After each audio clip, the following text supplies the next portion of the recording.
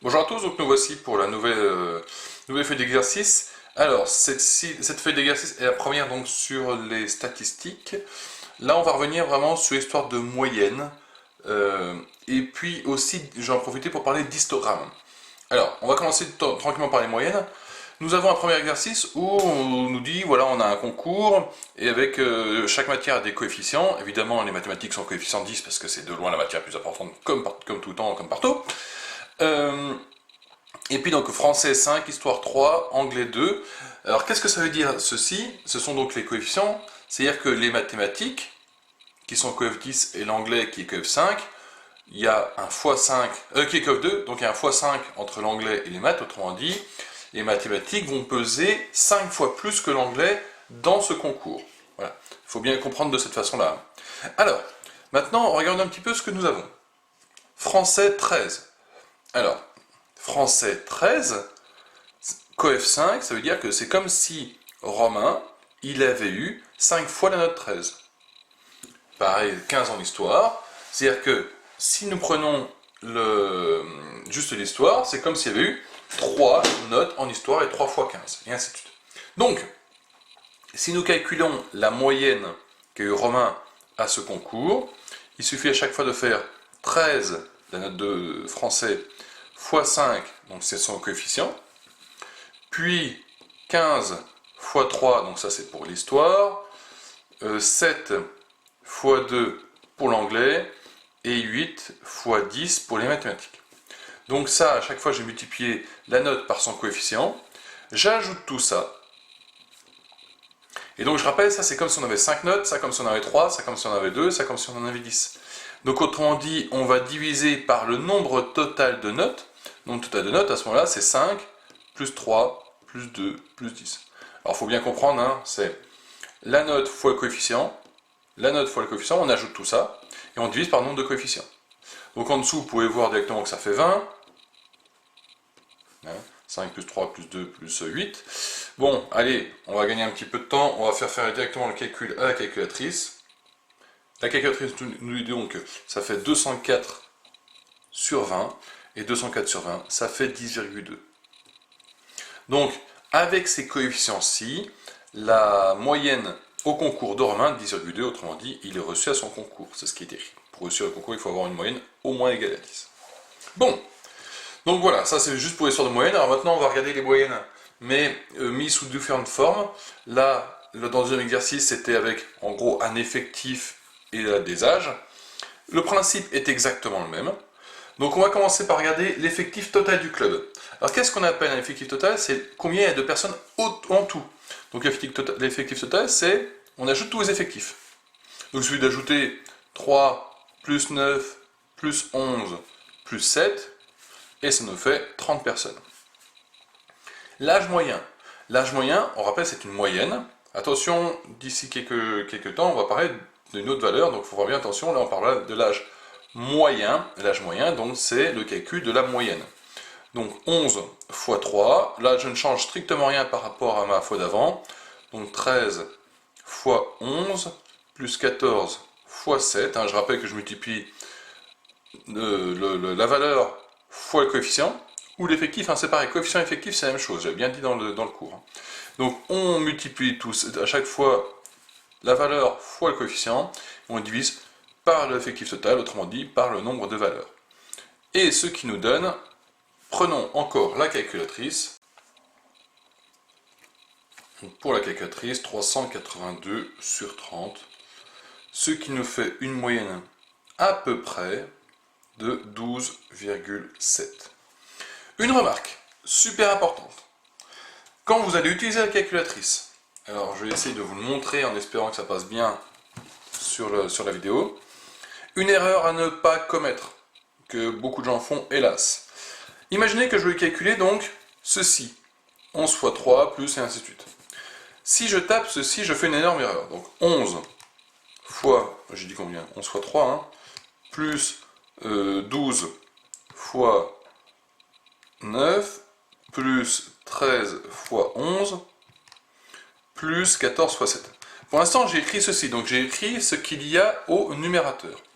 Et si je fais diviser par Donc 3 plus 9 plus 11 plus 7, et bien là, il y a une énorme erreur ici. Donc il y a des passages, une moyenne de 343, donc de 343 ans, c'est bof bof. Alors, attention, je vais reprendre le calcul d'avant. Hop. On est d'accord que le calcul, normalement, c'est tout numérateur divisé par tout le dénominateur. Donc si vous laissez sous la forme divisée, ça ne va pas le faire. Il faut absolument mettre des parenthèses. Auquel cas, là, ok, nous allons obtenir bien ce qu'il faut. Alors, est-ce que les parenthèses me décomptent comme ça? Non. Alors, il va falloir que je fasse un inséré. Insérer, il est là. Et insérer ici, j'étais un 3. Donc, si jamais sur la calculatrice, vous avez besoin d'insérer quelque chose dans un calcul, il y a toujours un truc inséré. Donc, pensez-y, ça se permet d'écrire et de déplacer le reste après. Bon, c'est vraiment insérer un terme au milieu d'un calcul. Ça peut toujours être utile, hein, je vous le dis. Donc la touche c'est insérer. Donc une fois qu'on a fait ça, là on obtient un bon résultat. Mais attention, si vous ne mettez pas les parenthèses, c'est faux. Il y a aussi l'autre possibilité, hein, beaucoup plus tranquille peut-être, c'est de se dire je vais utiliser la touche qui est ici, qui est la touche fraction. Voilà. Bon, passons au troisième exercice. Donc là, ah non, excusez-moi, il parle de la fréquence. La fréquence des gens qui ont 12 ans, autrement dit, c'est la proportion des élèves qui ont 12 ans. Combien j'en ai? J'en ai 9. Parmi combien? 30. Donc la fréquence des élèves qui ont 12 ans, c'est 9 trentièmes. S'il vous plaît, pensez à me simplifier cette fraction. Ça fait 3 dixièmes. Autrement dit, ça fait 0,3.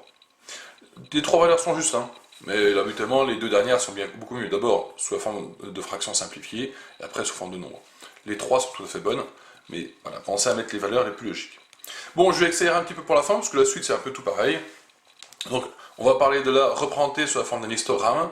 Alors, quand on va représenter sous la forme d'un histogramme, il va falloir commencer par mettre en abscisse, donc ce qui est en bas, les horaires. Et l'histogramme, je rappelle, c'est un truc comme ça. Hop, voilà. Alors, j'en aurai combien? 1, 2, 3, 4, 5, 6, 6 valeurs. Et puis, il me faut, en hauteur, plus le nombre va être gros, plus la hauteur sera élevée. Donc il va falloir que je trouve une bonne mesure, une bonne graduation sur l'ordonnée pour que je puisse faire mon histogramme. Alors réfléchissons un tout petit peu. Imaginons que je veuille que ce soit à peu près propre, que je veuille que ça fasse, allez, on va dire 10 cm de haut. Si je veux 10 cm de haut, à ce moment-là, le maximum que j'ai, c'est 2000 véhicules. Donc si c'est 2000 véhicules, il va falloir que chaque centimètre fasse 200.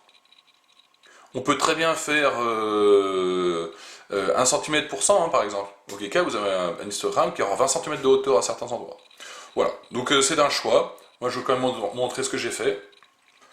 Moi, ça donne ceci. Donc, qu'est-ce que j'ai fait? J'ai fait, comme je vous ai dit, j'ai voulu que ça fasse 10 cm de hauteur. Si on voulait que ça fasse 20, c'est pareil, hein. Sauf que ce serait 2 fois plus haut, et à ce moment-là, on aurait gradué 100, 200, 300, 400, 500, 600, 700, 800, 900, 1000, 1100, 1200, 1300, et ainsi de suite.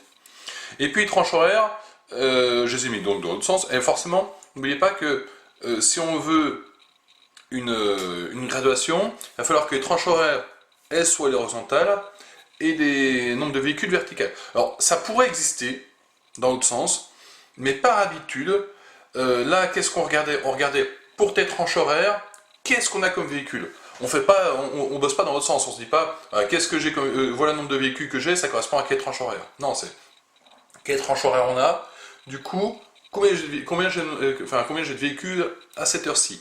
Si on raisonne dans ce sens-là, ce que l'on regarde en premier, donc ce qu'on regarde en premier, c'est toujours ce qu'on a à l'horizontale. Autrement dit, ici, ce sont les tranches horaires. Donc, maintenant, plus qu'à mettre les nombres. Pour 16h, 17h, ma tranche horaire me dit 1100. En 1100, il est ici, moi. Hein, il est ici, 1100. Donc, c'est entre 16h et 17h. Si je fais un histogramme ainsi, je vais donc aller faire un bâton. Alors moi, je vais faire sur toute la largeur. Voilà.